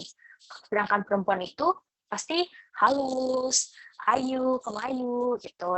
Ngerjainnya itu pekerjaan-pekerjaan yang di rumah, di dapur yang lembut, sedangkan nari, kesenian-kesenian yang hubungannya kayak tari atau apa yang konteksnya itu keindahan itu punyanya wanita, sedangkan yang konteksnya keberanian itu yang punya laki-laki gitu. Jadi itu kayak stigma yang kebawa sampai ke kehidupan dan generasi kita sekarang sih gitu. Kalau budayanya kayaknya itu beda. Kalau budaya itu lebih ke yang aku sebutin tadi. Itu aja. Oke, selanjutnya apa masih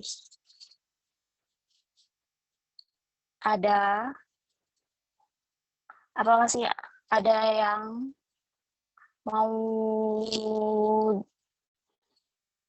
didiskusikan atau masih ada pertanyaan yang ingin disampaikan?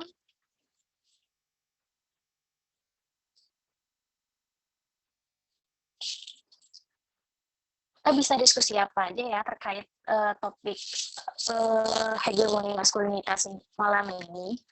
Izin masuk. Mungkin, ya. Silahkan.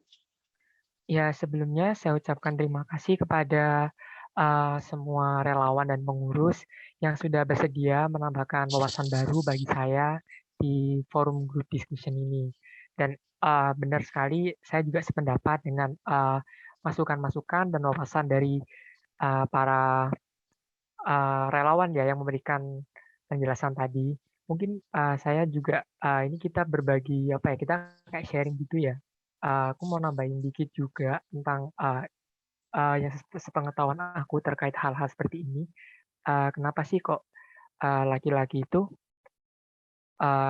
terkesan kayak apa ya, dominan, agresif. Apa sih motivasi kira-kira yang melandasi perbuatan mereka yang seperti itu? Apa sih motivasi psikologisnya itu? Yaitu adalah untuk mendapatkan respect dan kebanggaan atau pride dari komunitasnya itu. Kenapa? Karena memang pada dasarnya di dalam circle-nya laki-laki itu untuk mendapatkan respect yang setara itu sangat susah karena kebanyakan laki-laki itu ketika ada memandang orang yang misalkan di bawahnya itu benar-benar dipandang di bawah banget sampai dihina gitu mungkin. Terus kemudian juga kalau yang setara, yang kayak apa ya, mungkin status sosial ekonominya sama, itu dipandang satu derajat lebih ke bawah. Jadi kayak misalkan gini, lu kan sama kayak gue sama apa ya, sama bokeknya gitu, sama jeleknya gitu, nggak mungkin lalu bisa kayak gini gitu. Terus kemudian juga kalau ada laki-laki yang status sosial ekonominya itu di atas dia itu benar-benar dipuja-puji, didewakan kayak gitu. Jadi secara nggak langsung itu ngebuat laki-laki itu haus akan pengakuan dan penerimaan sosial karena memang mendapatkan rasa hormat yang setara di dalam kelompoknya sendiri itu susah karena memang dari awal pandangannya itu udah nggak setara seperti itu. Terima kasih. Terima kasih Kak Ray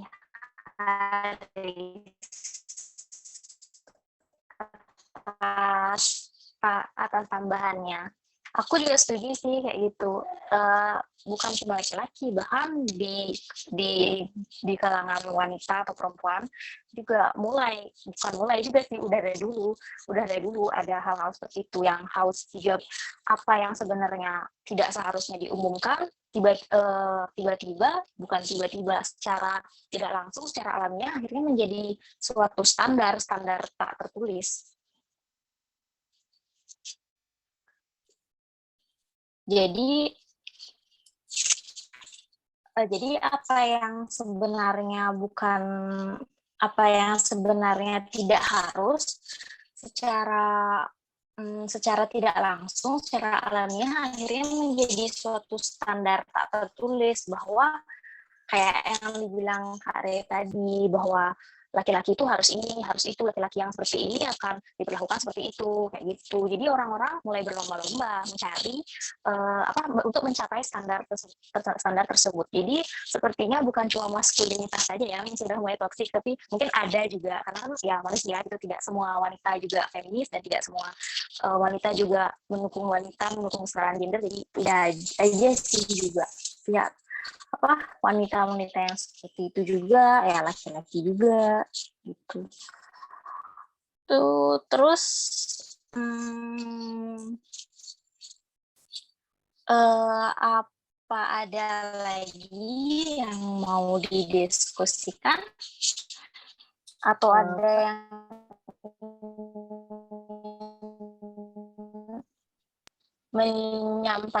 membahas topik tertentu di sini? Ya, kita boleh menambah. Oh iya, silakan. Kalau untuk yang Kak Ray dan Kak Puspa tadi utarakan mungkin lebih ke toxic friendship juga gitu kali ya. Maksud aku kayak itulah kenapa kita kalau berteman itu juga harus lihat-lihat kayak pertemanan ini tuh toksik apa enggak, baik apa enggak buat kita, bisa menerima kita apa adanya apa enggak gitu. Karena maksudnya kita kan berteman juga, kan ada pepatah yang bilang kayak bertemanlah dengan orang yang baik maka kamu akan ikut baik juga gitu kan. Maksudnya kayak kita kan juga kalau mau mencari pertemanan tuh kan harus yang bisa membuat diri kita nyaman. Kalau aku personally harus yang bisa menerima aku apa adanya juga dan segala macamnya gitu. Karena menurut aku buat apa berteman kalau cuman untuk memamerkan kekayaan atau untuk memamerkan pangkat atau segala macamnya gitu. Jadi menurut aku nyambung juga jadinya ke toxic friendship gitu, kayak ya kita kalau mau mencari teman harus yang baik bagi kita juga, ya takaran baik untuk orang kan beda-beda ya.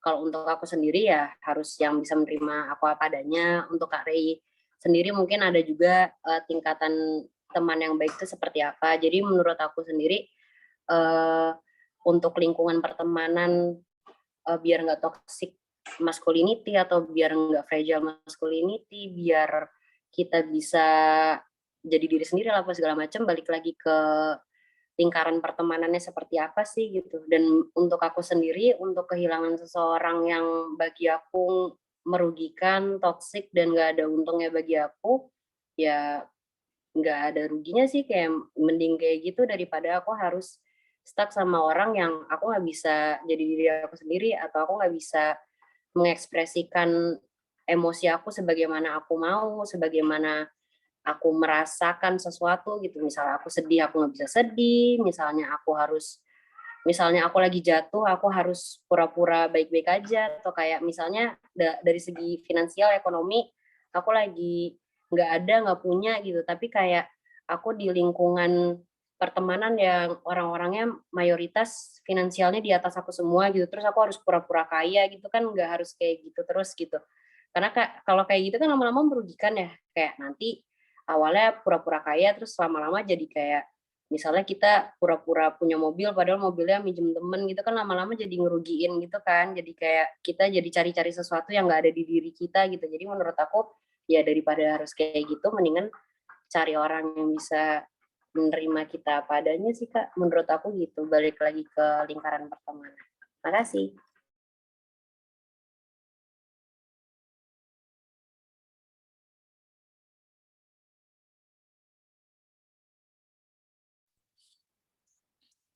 Baik, makasih untuk Kak Devita, Kak Re juga, Kak Chance, dan seluruh anggota dan peserta yang sudah ikut di FGD malam ini.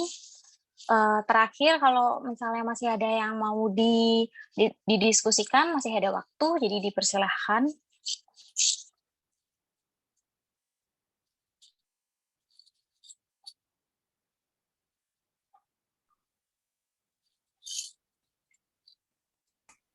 Aku izin nambahin ya, kalau dari ini tapi jawaban untuk ngejawab keseluruhan dari pertanyaannya Kak Ray, Kak Devintri, sama Kak Chanisa tadi. Sebenarnya kalau misalkan dari hegemoni maskulinitas itu tadi kan dijelasin, itu tuh ternyata kalau misalkan dipahami lebih lanjut, itu tuh mereka itu ternyata kayak hegemoni maskulinitas tuh punya kayak bukan semacam sih, emang beneran punya pengaruh yang sifatnya kayak struktural dan kultural gitu.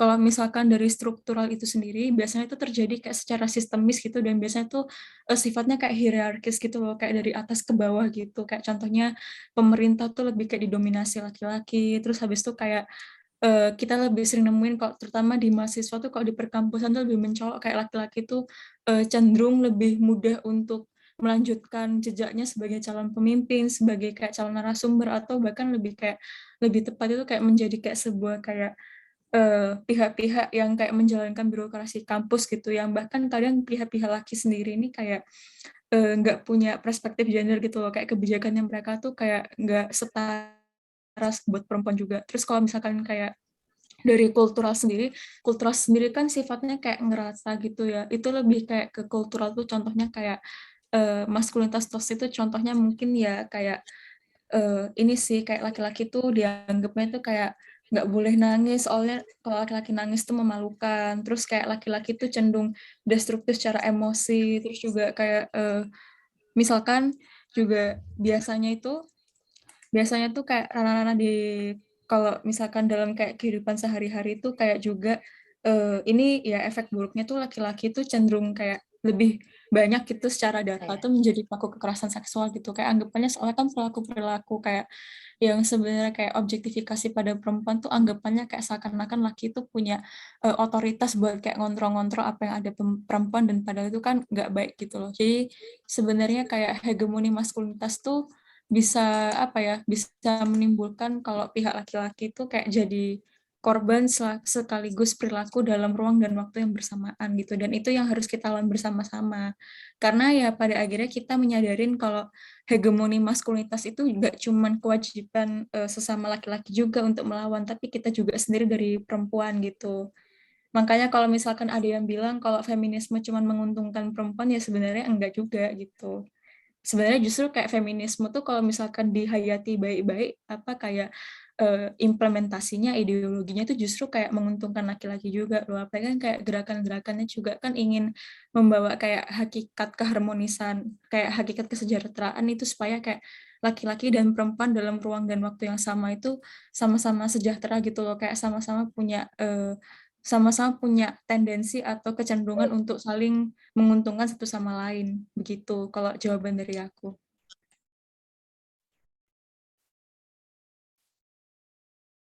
Oke, terima kasih Kak Khaira atas tambahannya.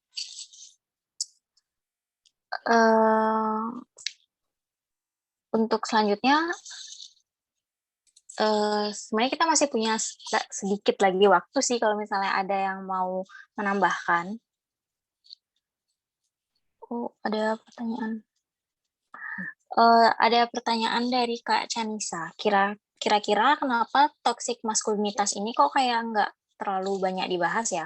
Kenapa lebih banyak pembahasan tentang feminisme? Soalnya di kampus saya sendiri, banyak sekali teman-teman saya tidak tahu kalau maskulinitas itu bisa toksik. Terima kasih. Kalau maskulinitas itu bisa toksik. Apa ada teman-teman relawan atau teman-teman pengurus yang mau menanggapi pertanyaan dari Kak Chanisa? Aku ingin menanggapi dong, kedengeran nggak suaraku? Nah, kedengeran. Semoga sinyalku baik-baik aja ya, dan nggak putus-putus lagi. Finally, Kak Wibi, silahkan. Oke, ini masih putus-putus nggak? Di aku nggak sih. Aman kok, Kak, aman. Aman ya? Ya, aku pengen jawab pertanyaannya Chanisa tadi. Kenapa sih feminisme lebih banyak dibahas ya dibanding pembahasan mengenai maskulinitas yang beracun? Jelas lah kenapa lebih banyak pembahasan tentang feminisme, karena untuk kita dapat belajar mengenai toxic masculinity, fragile masculinity, dan juga hal-hal lain seperti polarisasi gender dan hal-hal lainnya yang menyangkut mengenai ranah gender dan seksualitas, alangkah baik dan memang standpoint alias titik berangkatnya berasal dari feminisme. Kita belajar dulu mengenai perspektif yang selama ini jarang diangkat gitu loh. Jadi kenapa banyak sekali pembahasan mengenai feminisme, karena memang titik berangkatnya dari sini gitu. Ketika kita sudah punya standpoint yang bagus, maka lebih mudah gitu buat belajar toxic masculinity. Toxic masculinity itu bagian kayak subtopiknya kali ya, subtopik dari feminisme yang kita fokuskan ke kenapa kok feminisme mau merekonsialisasi mengenai ide dari maskulinitas itu sendiri kayak gitu ya. Kemudian kenapa kok banyak yang nggak nyadar ya maskulinitas itu bisa beracun gitu. Ya karena selama ini ada determinasi, awalnya dari determinasi biologis ya.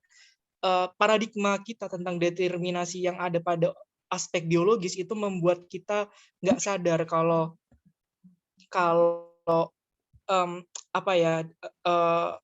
physically, morfologis, fisiologis itu nggak benar-benar ngaruh banget ternyata gitu loh ke gender, ke peran gender seseorang. Tapi kan yang terjadi di kita, karena lo punya Mr. P, karena muscle lo lebih banyak gitu, karena lo berjenggot, lo punya power yang lebih gitu ya. Karena kalau lo nggak punya kalau lo punya Miss V, ketika lo punya ovarium, lo punya rahim, lo lebih rendah dari gue. Dari situ udah berangkat kan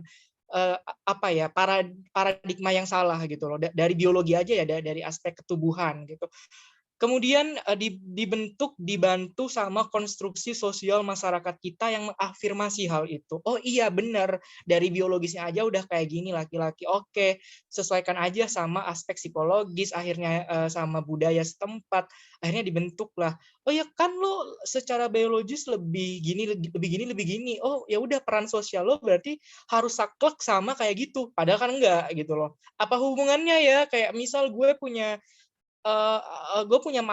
muscle yang banyak gitu, postur gue tinggi, gue punya jambang, terus gue pakai baju pink, what's the problem kan gitu ya? Nggak benar-benar ada masalah gitu. Cuma konstruksi kita terhadap maskulinitas dibentuk sedari dulu kayak gitu. Ada polar, ada bias-bias yang terbentuk kayak gitu, Chanisa. Makanya kayak emang nggak sadar kayak karena itu udah tertanam gitu, kayak gue merasa kalau ke psikolog gitu, itu apa ya? I'm a weak man gitu. Padahal kan enggak. Tapi karena di sekitar bilangnya kayak gitu, udah pendem aja, lu nggak usah cerita ya. Jadinya ya terbentuk, akhirnya nggak sadar. Karena sosial juga secara kontinu membudayakan, melegitimasi hal-hal itu gitu loh. Makanya emang kalau ditanya bisa nggak sih kita ngubah ya, kita ngubah apa yang sudah ada, bisa, cuma susah ya. Bisa, tapi susah, kayak aku nggak bisa bayangin ya 2045 kita tiba-tiba ngadain Pride Month gitu, kayaknya susah ya, Wak. Ya bisa sih, coba kayak masih jangan deh. Ini masalah RUU PKS aja masih lama nih, Pak, gitu. Masih jauh banget masalah yang peraturan anti pelecehan seksual di kampus aja banyak benturan yang dari sana dari sini gitu. Itu padahal kan simple ya gitu loh. Ya emang hal-hal kayak gini emang ribet ya, Chanisa ya. Gitu. Aduh, aku nggak ngerti lagi ya. Cuma kadang lucu aja gitu ya. Karena aku laki-laki dan aku ngerasa bahwa peran sosial dan peran genderku tuh nggak yang harus strict banget gitu loh. Sama apa yang udah ada gitu. Emang salah ya gitu. Laki-laki pakai skincare gitu, kayak what's the problem? Emang salah kalau perempuan sebaliknya nih, emang salah kalau perempuan suka sport, suka olahraga, suka Muay Thai misalnya, suka taekwondo gitu, nggak ada kan gitu. Emang salah kalau laki-laki yang bonceng motor ke perempuan gitu, nggak ada yang salah gitu kan. Apa ya, ekspresi gender, identitas gender, kemudian peran sosial yang menyertainya, itu bisa banget untuk didekonstruksi ya. Kalau kata Derrida bisa didekonstruksi. Dan kemudian katanya Judith Butler, ini seorang filsuf feminis, dia bilang kalau hal-hal semacam apa ya, pembedaan yang dikotomis terhadap aspek-aspek menyangkut gender dan seksualitas ini, itu sebenarnya bukan hal yang benar-benar alamiah gitu ya. Kan banyak dari kita yang bilang, ya kan alamiah gitu, sesuai kodrat. Enggak, bukan kodrat. Kita bicarain peran lu di masyarakat gitu, peran lu sebagai manusia gitu. Enggak selalu menyangkut kodrat dan biologi, enggak gitu. Iya, kadang ada gitu nyangkut. Oke, ada fakta-fakta yang nggak bisa dipungkiri. Tapi nggak selalu kayak gitu. Gitu, Chanisa. Mungkin ada tanggapan ya sebelum mungkin teman-teman yang lain mau nambahin dari Chanisa. Thank you. Tadi suaraku nggak putus-putus kan? Enggak. Dengar-dengar sangat bagus, lancar, dan semangat.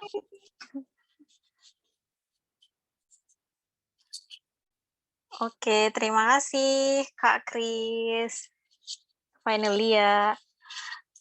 Tadi dari Kak Ray ada nanggapin juga lewat chat. Kalau katanya Kak Ray setuju dengan Kak Kris, konstruksi sosial terkadang dapat menjadi mesin pembunuh nurani manusia yang tersistematis. Karenanya penting bagi kita untuk berani melakukan dekonstruksi dan rekonstruksi terhadap konsep-konsep maskulinitas itu sendiri. Terima kasih Kak Ray. Terus tadi sepertinya ada yang raise hand. Apa mau, tapi mungkin udah enggak jadi atau gimana, tapi kalau misalnya emang masih ada yang mau ditanyain, masih bisa kok untuk yang terakhir sebagai penutup. Silahkan. Halo, aku sih tadi. Oh iya, silahkan. Mau nambahin, bukan mau nanya, kayak buat ngasih insight yang berbeda mungkin ya, kayak dari pengalamanku sendiri. Kenalin dulu, namaku Cesar, terus aku seorang transgender laki-laki atau trans pria. Terus di sini kayak ngelihat pertanyaan-pertanyaan ini juga aku jadi kayak merenung juga. Iya ya, saya selama ini aku ngerasa kayak lingkunganku juga banyak yang toxic masculinity, dan keberadaanku sendiri tuh jadi kayak salah satu cara, bukan salah satu cara sih, malah jadi nge-challenge lingkunganku sendiri gitu. Terutama di lingkungan yang heteronormatif. Terus berapa bulan ini kayak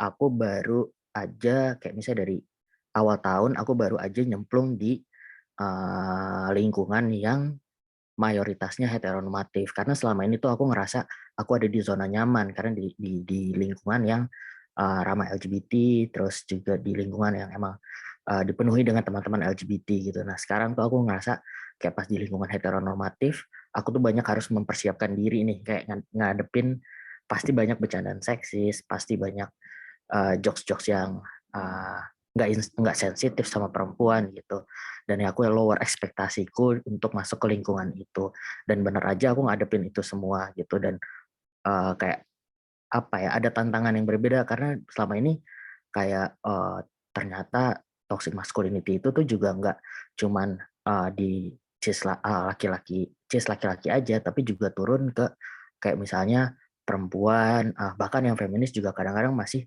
mengamini maskulinitas yang toksik gitu, dan juga di lingkungan LGBT sendiri gitu. Terus sebagai trans pria juga jadi kayak apa ya, kita juga kemakan gitu, ada yang di internalize, ada juga yang kita kena stigma, kayak misalnya kayak stigma trans pria itu, oh lo jadi laki-laki tuh pengen pengen naik kelas ya, padahal tuh enggak, kita cuma pengen misal ya karena kita identified sebagai laki-laki aja gitu, nggak ada niat untuk misalnya melanggengkan maskulinitas atau kayak pengen jadi penguasa dalam dunia ini ya, entahlah apa itu gitu kan. Terus anyway, kalau misalnya masuk lagi kayak gimana sih kita merangin si toxic masculinity itu, kayak aku berkaca dari kayak pengalamanku sendiri, dan mungkin ini kayak salah satu cara yang cukup efektif buatku kayak ngelawan si toxic masculinity ini, walaupun konteksnya masih tentang gimana kayak ngelawan pandangan-pandangan atau stigma terkait kelompok-kelompok minoritas atau perempuan yang di lingkungan yang heteronormatif gitu. Dan memang kalau misalnya di konteks kayak tadi struktural atau sistem atau struktural kayak di lingkungan negara, ya mungkin kita harus ngelawan dari ngubah apa kayak kepemimpinannya atau ngerubah dari undang-undangnya. Tapi kalau misalnya di lingkungan kita sendiri, kayak aku ngerasa kita bisa mulai dari ya lingkungan terdekat yang apa ya, yang bisa kita jangkau gitu. Dan mungkin juga kita juga harus apa, aku sendiri juga sadar bahwa ketika ketika aku berkomunikasi sama lingkunganku, aku nggak mungkin bawa kata-kata feminisme, toxic masculinity, heteronormativitas, terus misoginis, seksis, dan yang mungkin aja mereka tuh belum belum paham soal itu, dan aku kayak ngubah caraku untuk ngadepin itu dari cara-cara yang sederhana, misalnya dibawa ke percakapan sehari-hari, contoh sehari-hari yang gampang untuk dipraktikkan, atau misalkan dengan bahasa yang kita sesuaiin ke bahasa di lingkungan kita. Itu yang kayaknya bisa kita terapin. Misalkan kayak aku pernah ngadepin permasalahan temanku cewek, dia nyetir tuh ngebut banget tapi jago gitu. Terus teman-teman cowok-cowokku tuh yang pada kayak, gila ya, lu cewek tapi nyetir ngebut banget gitu loh, kayak kesetanan gitu. Terus kayak aku suka ngelawan apa, kayak mereka pada ngejokes kayak, iya kita mabok banget kalau misalnya disetirin sama dia gitu. Terus aku tuh cuma nyautin misalnya kayak, enggak kok, justru gue lebih safe walaupun ngebut, tapi kayak dia cukup hati-hati, kayak kayak kita bisa ngelawan itu dengan kayak ya emang apa ya, toxic masculinity itu kayak harus sedikit kena shaming gitu ya, biar hancur itu toksiknya gitu. Nah, terus juga misalkan kayak rata-rata teman-temanku tuh yang toxic masculinity itu kayak punya stigma sendiri soal kelompok gay, misalnya tuh ngelihat laki-laki yang ngondek gitu.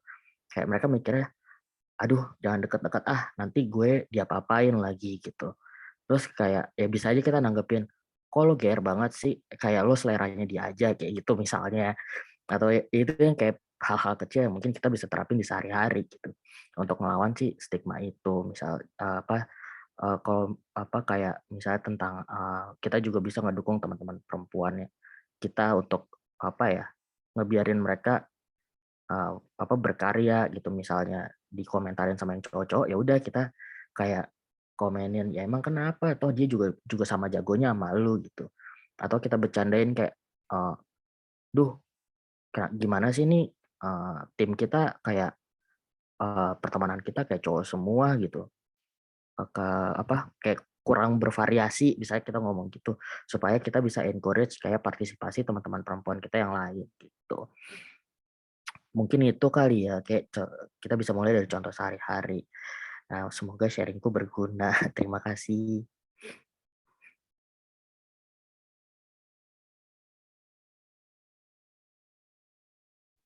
Oke, terima kasih Kak Cesar. Benar-benar dapat sudut pandang baru banget sih dari tanggapan Kak Cesar tadi.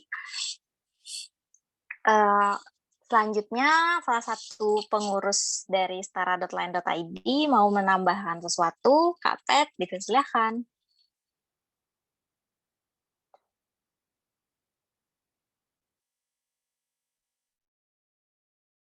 Hai, gengs. Iya, jadi kenapa kita juga... Kenapa nih? Oh, laptop saya kayaknya agak error. Oke. Iya, jadi penting juga untuk, menurut aku, kedengeran nggak suara aku? Membahas, oke, siap. Thank you. Kedengeran. Wajah saya sudah muncul. Iya. Penting juga untuk kita membahas toxic dan fragile masculinity, karena aku bertahun-tahun baru paham gitu dampak dari fragile and toxic masculinity ini. Kayak misalnya sering nggak sih kita tuh dalam pergerakan ini di sosial media terutama nemuin komentar-komentar kayak kalau perempuan mau setara harus mau ditonjok, kalau ya kan, perempuan kalau mau setara harus bisa mengangkat barang-barang yang berat gitu. Iya, kalau perempuan mau setara harus bisa melakukan hal-hal yang biasa dilakukan oleh laki-laki cis hetero. Dan belakangan aku baru benar-benar sadar, benar-benar tahun ini banget gitu, sadar bahwa ternyata itu selama ini nilai yang mereka minta gitu itu adalah nilai dari toxic masculinity itu tersebut gitu. Jadi alih-alih menawarkan kesetaraan itu sebenarnya bagian dari toxic masculinity juga. Jadi maksudnya kita waktu kita berbicara kesetaraan, kita jangan kejebak bahwa untuk jadi setara kita harus sesuai dengan standar agresifnya laki-laki gitu, standar yang harus kasar, harus keras, harus tonjok-menonjok, harus mengangkat benda berat. Kalau mau bilang ngangkat benda berat, ternyata secara penelitiannya terbukti kok, secara penelitian antropologis kalau perempuan secara biologis kita bisa angkat beban berat, bahkan secara bukti antropologis pun membuktikan bahwa zaman dulu lebih banyak perempuan yang mengangkat benda berat, laki-laki justru lebih banyak duduknya aja gitu, kerja beratnya nggak gitu banyak. Dan kalau misalnya membicarakan kesetaraan lalu kita mereduksi tentang kesetaraan itu hanya sebatas harus bisa melakukan kerja-kerjanya yang sifatnya kejantanan atau agresif, itu kita juga kayak apa ya, mereduksi hal-hal yang lebih esensial dari itu gitu. Kayak misalnya aku ada ngobrol sama temen, kalau misalnya lu cuman melihat kesetaraan itu misal perempuan jadi kuli bangunan gitu, tapi lu gagal melihat bagaimana perempuan diperlakukan sebagai pekerja kasar, ya kan? Maksudnya kita gagal melihat ada spektrum-spektrum yang lain, kayak misalnya kekerasan seksualnya yang sudah pasti yaitu kekerasan seksualnya, seksisme dan lain sebagainya. Jadi penting untuk kita ingat semuanya di sini bahwa ketika kita mengejar kesetaraan, kita bukan mengejar untuk bisa sama seperti laki-laki dalam artian kita bisa melakukan kerja-kerja yang agresif yang tadi udah dipaparin sama teman-teman di presentasinya yang keren banget, tapi waktu kita mengajar kesetaraan ya kita mengajar nilai-nilai yang memanusiakan manusia gitu. Nggak lagi itu yang kayak lo kalau mau setara harus bisa nonjok orang, lo kalau mau setara harus bisa angkat galon dan lain sebagainya. Itu omong kosong sih kalau misalnya lo mau setara, tapi ya lo harus bisa melakukan kerja. Jadi maksudnya ini buat aku juga, buat kita semua, dan mungkin kedepannya kalau masih ada nemu orang yang komentar-komentar kayak gitu, kita bilang bisa jawab gitu, maksudnya kayak ya itu bukan kesetaraan gitu, nilai setara tidak sesederhana itu gitu. Beda gitu antara kesetaraan dan memenggangkan maskulinitas Sachio. Nah, itu aja sih yang mau aku sampaikan. Silakan aku mengembalikan lagi kepada moderator. Terima kasih Kak Pet atas tambahannya. Oh, ternyata di kolom chat juga seru ya topik-topik bahasannya. Mungkin tadi tambahan dan penjelasan dari Kak Pet sekaligus menjadi penutup dari sesi fokus group discussion kita malam ini. Untuk acara selanjutnya bakal aku kembaliin ke MC. Silahkan Kak Khaira.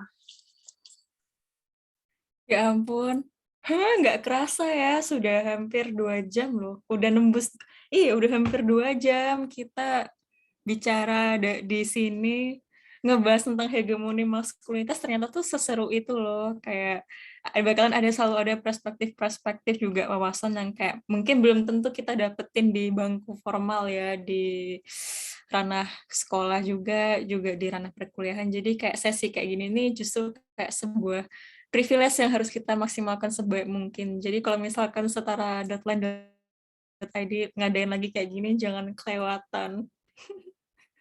Oh, mau sampai subuh, jangan. Masih ada yang kuliah, nanti aku nggak bisa bangun pagi ntar. Nanti aku nggak bisa bangun pagi kalau kayak gitu. Masih ada yang kuliah juga soalnya, tapi nanti kapan-kapan aja yang Kak Devita ya, gitu. Terus juga tadi dari pertanyaan juga dari para partisipan juga kritis-kritis dan kayak nggak nyangka pertanyaannya ternyata juga serelevan dengan kebingungan aku gitu. Kayak makasih banget partisipannya juga sama para relawan di sini yang ngejawab dengan insight yang segar gitu ya, kayak nggak nyangka sih. Ya ampun, sampai terharu. Ya udah, ini udah malam ya, udah menunjukkan pukul 9. Jadi ayo mari kita sesi foto dulu. Jadi bagi yang bisa on cam, yang nggak berhalangan on cam, yuk on cam dulu, kita foto bareng-bareng. Kita foto bareng-bareng. Kita foto bareng-bareng. Ayo mari. Ayo mari. Ya. Oke. Ini yang bakalan ngefoto siapa ya? Bisa dihitung dulu. Nanti kalau nggak dihitung nanti lucu ntar wajahnya. Aku ya udah bisa berpose ya teman-teman semuanya yang sudah menyalakan kamera. Boleh langsung pose aja, langsung pose. Semuanya langsung pose ya. Oke, tahan ya pose-nya ya, tahan ya pose-nya ya. Oke. Tahan.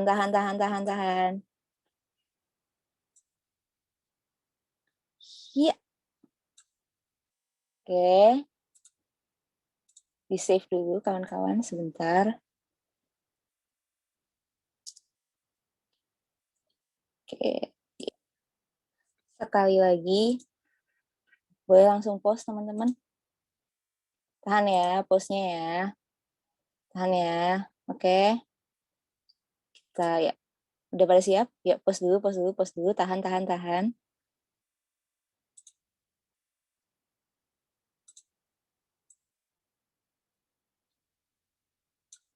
Ya.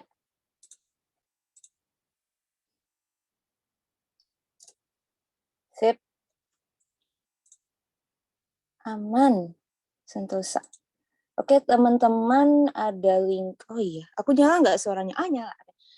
Teman-teman ada link presentasi. Link presentasi.